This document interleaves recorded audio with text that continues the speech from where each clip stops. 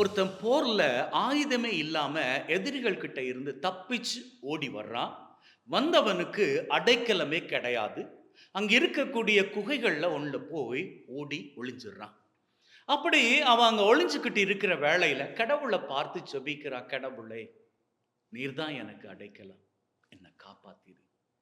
அப்போன்னு பார்த்து இந்த படை வீரர்கள் துரத்திக்கிட்டு வந்தாங்களே, அவங்க ஒவ்வொரு குகையா செக் பண்ணிக்கிட்டு வர்றாங்க.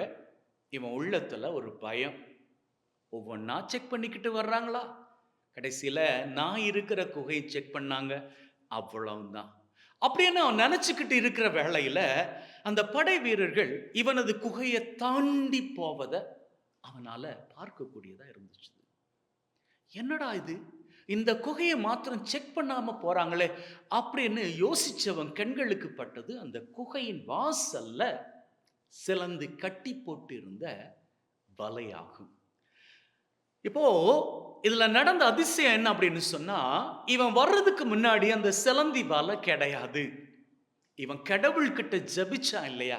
அப்படி ஜெபிச்ச வேளையில ஆண்டவராகிய கடவுள் அந்த சிலந்திய அனுப்பி வாசல்ல வலைய பின்ன வச்சு பார்க்கிறவர்கள் கண்களுக்கு சிலந்தி வலை இருக்கிற இடத்துல ஒருத்தன் உள்ள போகணும் அப்படின்னு சொன்னா அந்த வலை கிழிக்கப்பட்டு இருக்கு. அது கிழிக்கப்படாம ஃப்ரெஷ்ஷா இருக்குது அப்படின்னு சொன்னா யாருமே இதுக்குள்ள போயிருக்க முடியாது.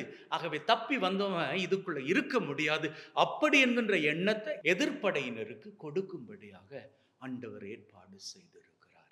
இன்னைக்கு பக்தன் சொல்லுகிறான் திருப்பாடல் 16 வாயிலாக, ஆண்டவரே உம்மிடம் நான் அடைக்கலம் புகுகின்றேன், என்னை நீர் காத்துக்கொள்ளும்.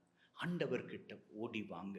உங்களது வாழ்க்கையில எப்பேற்பட்ட மோசமான சூழ்நிலையை நீங்க சந்திச்சுக்கிட்டு இருந்தாலும் உங்க டாக்டர் சொல்லிட்டாரு, இனிமேல் உங்களது வியாதி உங்களை விட்டு போகாது. ஆண்டவரிடம் ஓடி வாருங்கள்.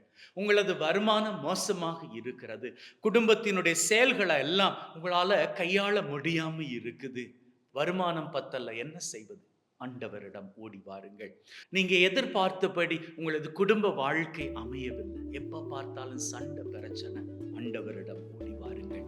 ஆண்டவரிடம் ஓடி வந்து அவரிடம் அடைக்கலம் தேடுங்கள். அவர் உங்களது வாழ்க்கை செழிப்புற செய்வார். ஆமென்.